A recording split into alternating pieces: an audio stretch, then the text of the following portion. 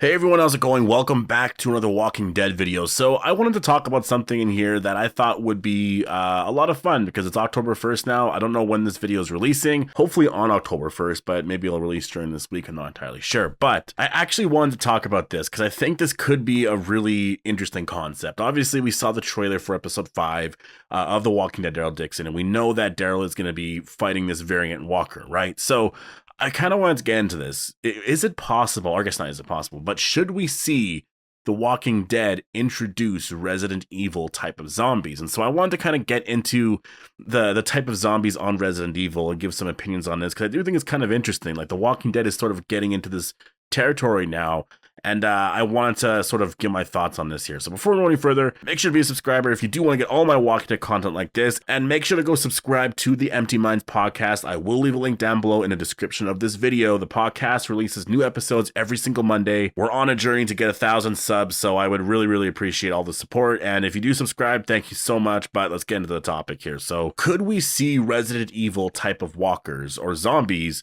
on The Walking Dead? Well, I will say, the idea in general, I mean, obviously the general zombies, I mean, I guess that the difference here is on Resident Evil, if you die, you just you die. You don't come back as a zombie or anything like that. Whereas in The Walking Dead, if you die of like natural causes, you come back as a zombie, right? Like that is just that was something that was new that they introduced, right? Which was a really cool idea, which was something that like we all have it kind of thing, right? So if we die, we become that anyways, right? It's almost more threatening in that sense. T-virus zombies, I guess, from Resident Evil, I would say generally are what we have now in The Walking Dead. It's just sort of the very generic zombie. And so in that sense, that's just that, right? Like there's nothing really that exciting about it. In terms of on the Walking Dead, they're getting into new variant walkers now where, the walkers are given like this serum of some sorts. A lot of the walkers are failing and they are becoming like burner walkers or like these messed up sort of walkers that are very acidic. And obviously if you get burned by one of them, then you can die from that, just the burn in general, because it can infect you, right? And with the variants as well, they're more aggressive and all of that. That is very similar to, I guess, more running type of zombies and whatnot on Resident Evil, right? Now, I do want to get into some examples here from Resident Evil. So would I like to see like the Lost Plagas or Plagas on The Walking Dead? A zombie like that I probably wouldn't want to see, just because I think that is just a little bit too much. I don't want to see zombies ever talk. I really don't. Anything like that, is a bit too much, especially if you start to like get those mutated like tentacles that come out of your head or whatever. That I think is a lot. The molded, that is something I never want to see in The Walking Dead either. Zombie animals, that's something that is kind of interesting because you could introduce something like that. I mean, they kind of got into that a little bit, I think, in The Walking Dead season 9 or season 10. I think it was season 9. It was one of those seasons where I think it was season 9, but Negan broke out of Alexandria, went to the sanctuary, came across some like dogs. They weren't zombie dogs, but the dogs were obviously very hungry and sort of like came after him, and it seemed really terrifying. Like the scene in general reminded me of Resident Evil immediately. I was like, oh, there's like zombie dogs. They're not really zombie dogs, but they kind of felt like that and they were coming after him. I don't know. I think that was kind of cool, but I also think doing that a lot is kind of ridiculous for The Walking Dead. So I wouldn't want to see any sort of zombie animals, because I think that could get really ridiculous at some point. I think that really gets into a lot. Now, the one thing though, again, and that's sort of, I've talked about some of the general zombies, using bioweapons, like Wesker sort of thing, that's where things get very interesting. And I wonder if they could get into that in some way. Now, obviously, I don't see any characters mutating into like these big monsters and stuff that Resident Evil has, because I just don't think that's ever going to happen. But mutating in a way where you become maybe just more of an aggressive walker, maybe that's possible, right? The reason why I bring this up is because of that woman in the post-credit scene of World Beyond season 2, or the final season of World Beyond.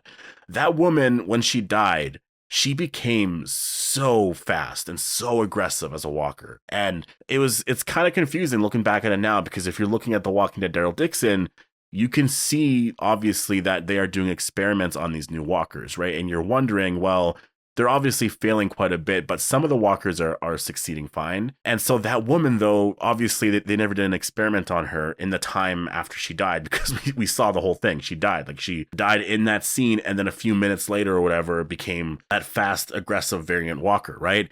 So that means that she must have taken the serum beforehand. And remember, she is a scientist, right? And in this scene, we did sort of learn that there were scientists. That guy in there mentioned something like, you started this and then you made it worse, which I think was a reference to the origin of the Walker virus. I do think that those scientists, I mean, it's possible they started everything in terms of the Walker virus, and they made it worse with these variants. So maybe she was very confident in just what the serum could do overall, and so that's why she took it in that sense, right? Like, becoming a bioweapon in that sense yourself, just like Wesker, maybe that is something that they're trying to do. Like, that's stuff that we'll have to wait and see where that goes. But again, that scene's weird, right? Like, how do you explain that scene? Because she died and she became a variant walker, so somehow she already had that in her. Like, no, she must have taken the serum, because we saw that in The Walking Dead Daryl Dixon episode 3.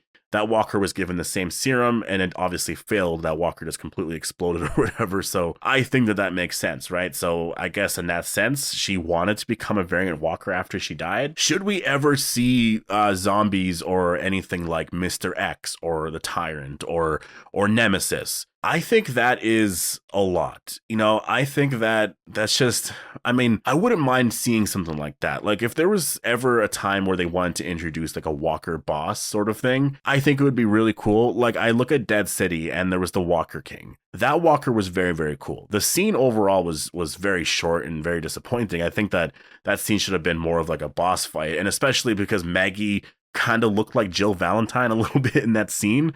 I was just like, I want this to be a really cool scene. Like, to me, I feel like The Walking Dead could actually do zombies right. I think Resident Evil has failed so many times overall with the story. I think the games are amazing, but it does get kind of ridiculous after Resident Evil 4. And I still even have some issues with Resident Evil 4 in terms of where they went with the story, but they did want to change it up a little bit, obviously. Like, they kind of wanted to go more, I guess, in a mainstream direction, as opposed to where they were with Resident Evil 1. But I think that having walkers like that, I think, could be kind of cool if you use it right, And that's another thing too. In my opinion, I don't think The Walking Dead should ever introduce a new type of virus in that sense. Like, in terms of separating it from like the general virus that everybody has, like, there should be variants and stuff, yeah, but I don't think it should get too crazy where it just, like, I think what makes Walking Dead so unique is just the character story, and I think how they use the variant walkers and stuff so far has been really well done, because it's just sort of this one-off thing that happens here and there, and it overall works with the story, but the way they tell the stories are so grounded.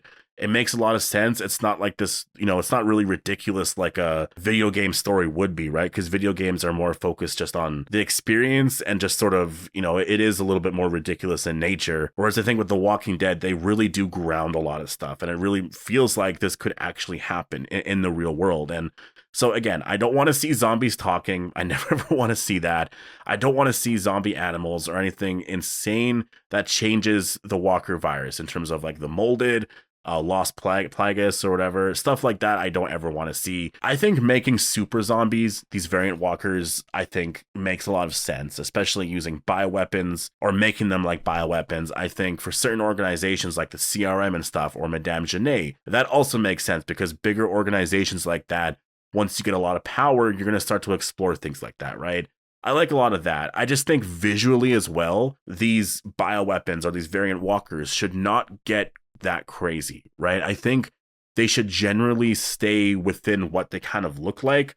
The Walker King in Dead City looked very cool, and so I think sometimes you could introduce something like that. It's just, I think it depends on how much you use that, right? You don't want to push the boundaries too much. You really don't, because at some point, if it does get very out of hand, people might start to look at it and be like, okay, this is just too ridiculous now, where you can't really go back, right? So I think just sort of teasing us here and there with stuff like this works really, really well. And I think you just want to keep what makes the story really, really good on The Walking Dead, which is the characters. The characters are so great, right? Like, the characters on The Walking Dead are always so well done. So I think overall, You know, should The Walking Dead have Resident Evil type of walkers or zombies? I think in terms of boss-like zombies, like Dead City sort of did and Daryl Dixon is sort of introducing, I mean, there's a big interest here from fans, right? Fans want to see this stuff, and I think that is okay. You know, getting into some stuff like that, I think would be really, really cool.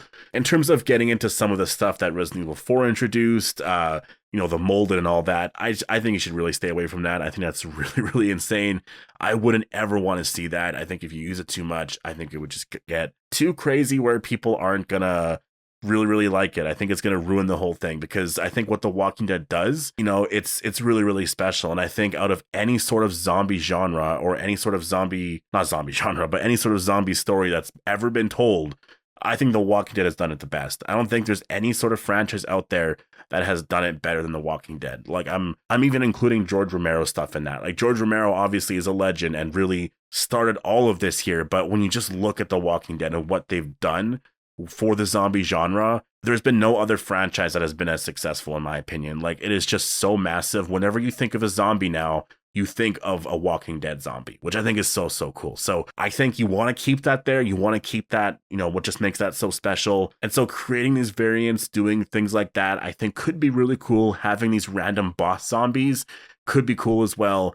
But I just think keep it at that. Don't go too crazy. And so to answer the question, should The Walking Dead have Resident Evil type of zombies? I think you can do some stuff there. Like, you can introduce some stuff, but overall, don't get as crazy as they got, because it did get kind of ridiculous where there was like, and again, I'm not even really bashing Resident Evil. I'm not, because Resident Evil and The Walking Dead are totally different franchises. Like, the story in Resident Evil is so, so different, and it's a video game franchise overall, so you can actually do that. You can actually introduce these ideas and get into some really crazy stuff there, right?